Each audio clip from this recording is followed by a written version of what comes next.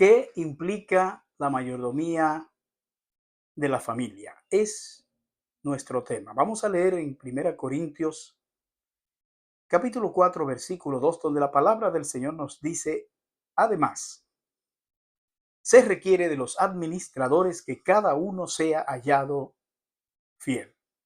Que el Señor bendiga su santa y bendita palabra. La mayordomía es un principio profundamente arraigado en las Escrituras, que describe la responsabilidad del ser humano de administrar fielmente todo aquello que Dios ha puesto bajo su cuidado.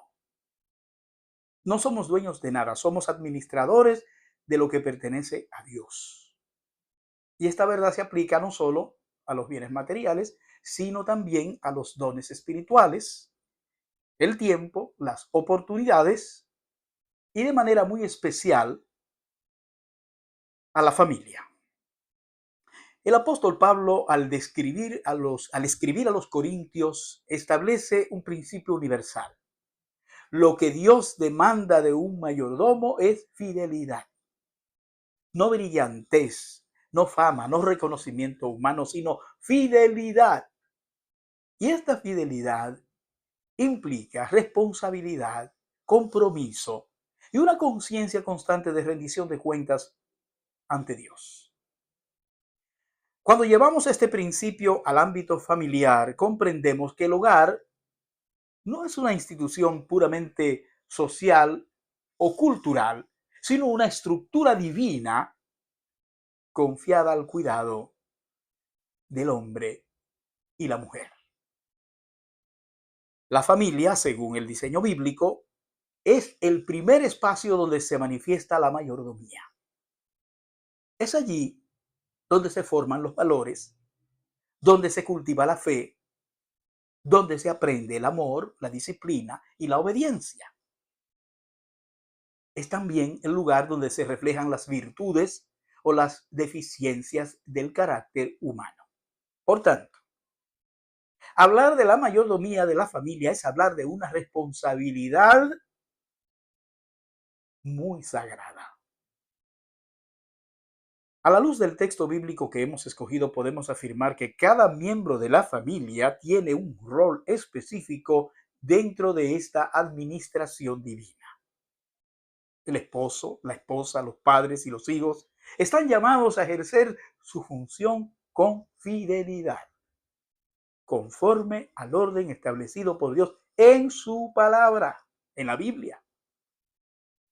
A continuación vamos a desarrollar tres dimensiones fundamentales de esta mayordomía. Vamos a ver primero la responsabilidad matrimonial, luego la responsabilidad paternal y finalmente la responsabilidad filial, o sea, la responsabilidad de los hijos. Primero veamos que la mayordomía de la familia implica responsabilidad matrimonial. Bueno, desde una perspectiva bíblica conservadora, el matrimonio es una institución divina establecida desde la creación, dice la Biblia. Por tanto, dejará el hombre a su padre y a su madre y se unirá a su mujer y serán una sola carne. Génesis 2:24. Esto significa que el hombre y la mujer se unen en un pacto sagrado en donde existen deberes del esposo hacia la esposa y de la esposa hacia el esposo, pero donde también cada uno ejerce sus derechos. Esto quiere decir que la relación matrimonial no es meramente contractual, sino pactual, lo que implica compromiso, implica entrega e implica responsabilidad mutua delante de Dios.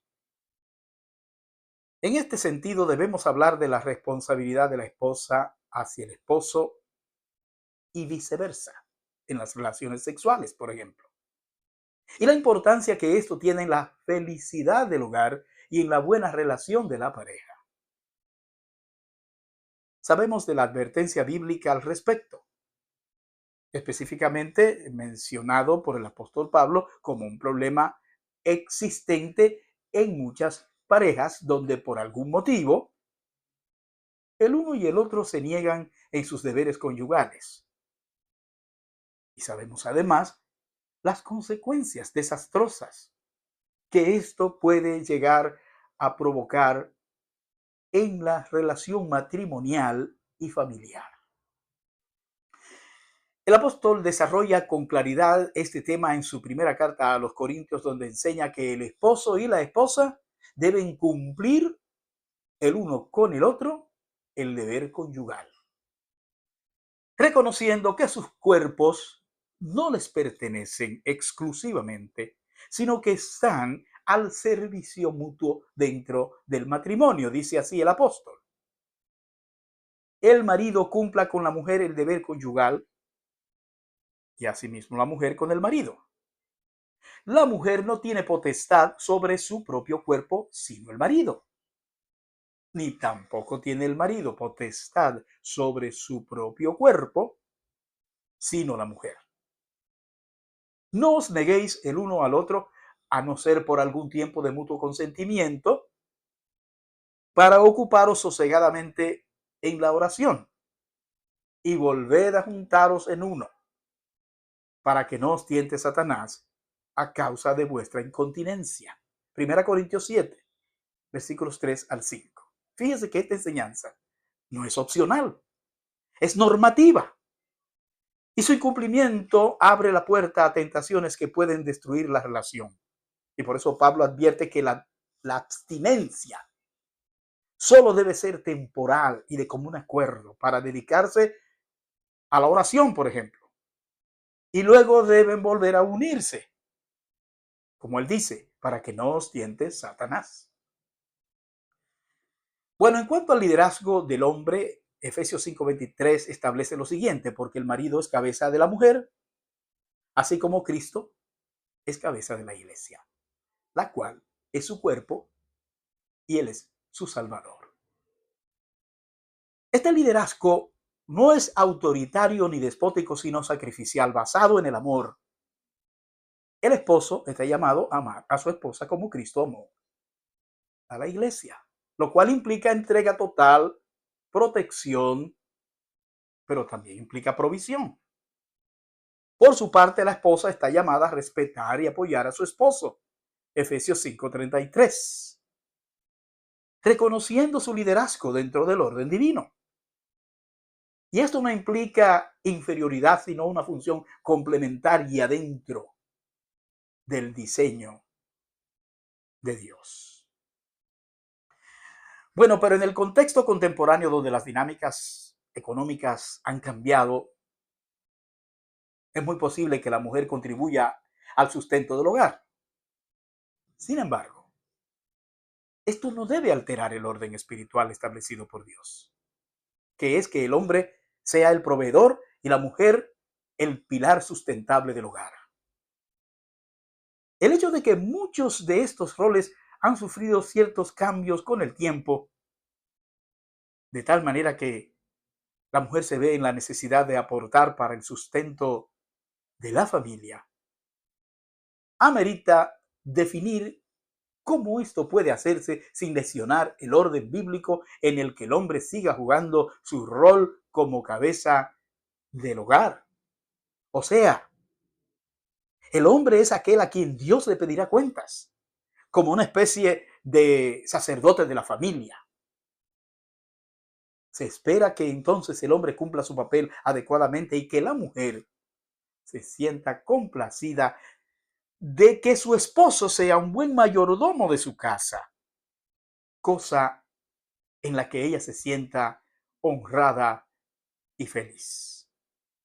Así que el hombre debe seguir siendo responsable ante Dios como cabeza del hogar y la mujer como ayuda idónea, como dice el Señor en Génesis 2:18.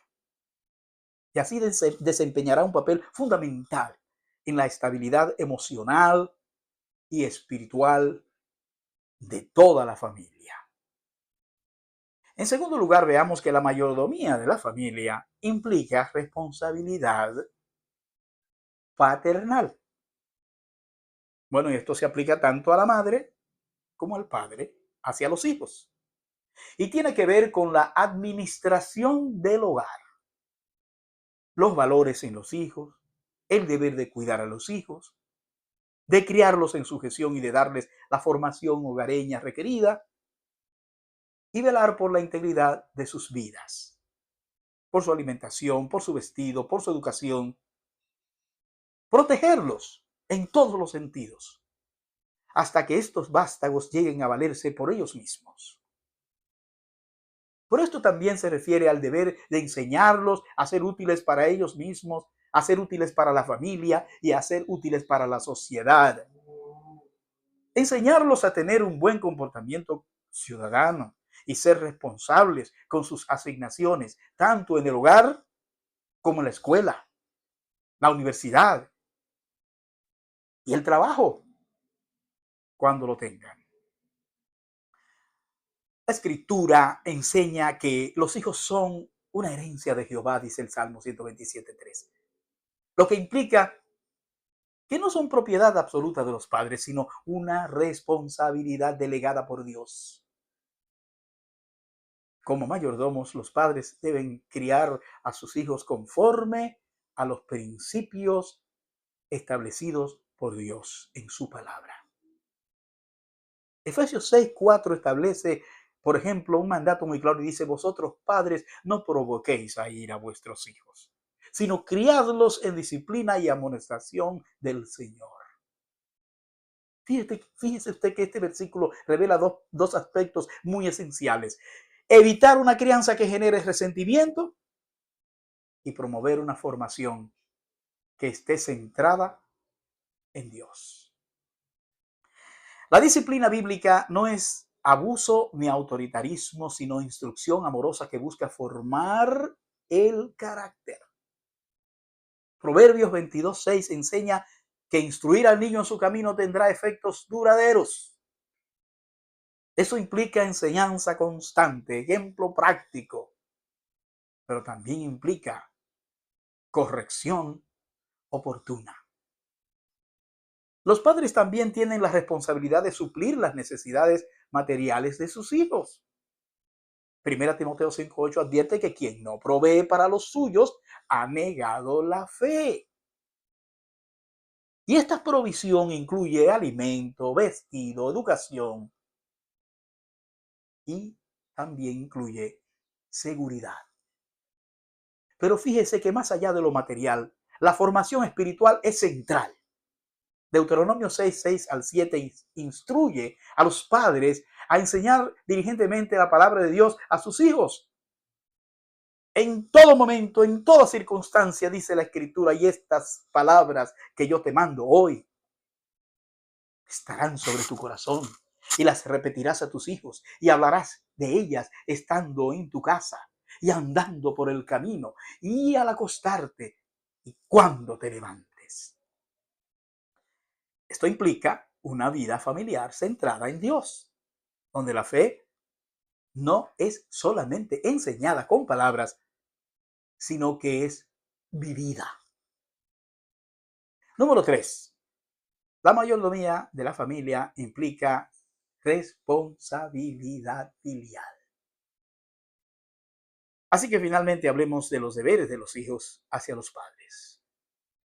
Y esto tiene que ver con la obediencia, algo muy importante en el desarrollo infantil y esencial para la adolescencia y para la juventud.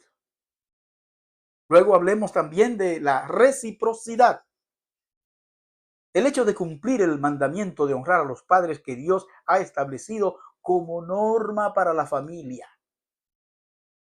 La buena conducta, el respeto y la consideración que los hijos le deben a sus padres. Fíjese que la Biblia establece claramente el deber de los hijos hacia sus padres. Efesios 6:1-3 dice: hijos, obedeced en el Señor a vuestros padres, porque esto es justo. Honra a tu padre y a tu madre, que es el primer mandamiento, con promesa, para que te vaya bien y seas de larga vida sobre la tierra. La obediencia es el primer nivel de responsabilidad filial, especialmente durante la niñez. Esta obediencia no es ciega, no, es en el Señor. Es decir, conforme a la voluntad de Dios. Honrar a los padres va más allá de obedecer. Implica respeto, gratitud, cuidado y reconocimiento. Y ya en la etapa adulta, la responsabilidad filial se expresa en reciprocidad. Así como los padres cuidaron de los hijos deben cuidar de sus padres en su vejez. Este principio es reafirmado en 1 Timoteo 5:4 que dice, pero si alguna viuda tiene hijos o nietos, aprendan estos primero a ser piadosos para con su propia familia y a recompensar a sus padres, porque esto es lo bueno y agradable delante de Dios. La buena conducta de los hijos también forma parte de esta mayordomía. Proverbios enseña repetidamente que el hijo sabio alegra al padre, mientras que el necio le causa tristeza. Por tanto, la vida del hijo es un reflejo de la formación recibida y una forma de honrar o deshonrar a sus padres. La mayordomía de la familia es una responsabilidad integral que abarca cada relación dentro del hogar. A la luz de 1 Corintios 4:2, Dios demanda fidelidad en esta administración. No basta con cumplir parcialmente. Se requiere compromiso total con el diseño que Dios ha establecido, con el diseño divino.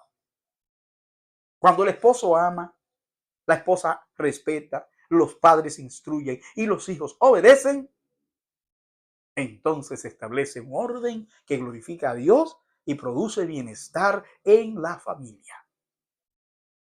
Pero cuando este orden se rompe, las consecuencias son inevitables. Por tanto, cada miembro de la familia debe examinar su papel como mayordomo y preguntarse, ¿estoy siendo fiel en lo que Dios me ha confiado? ¿Sabe por qué? Porque un día cada uno dará cuenta a Dios por su administración. Que Dios nos conceda la gracia de ser hallados fieles en la mayordomía de nuestras familias. Dios te bendiga.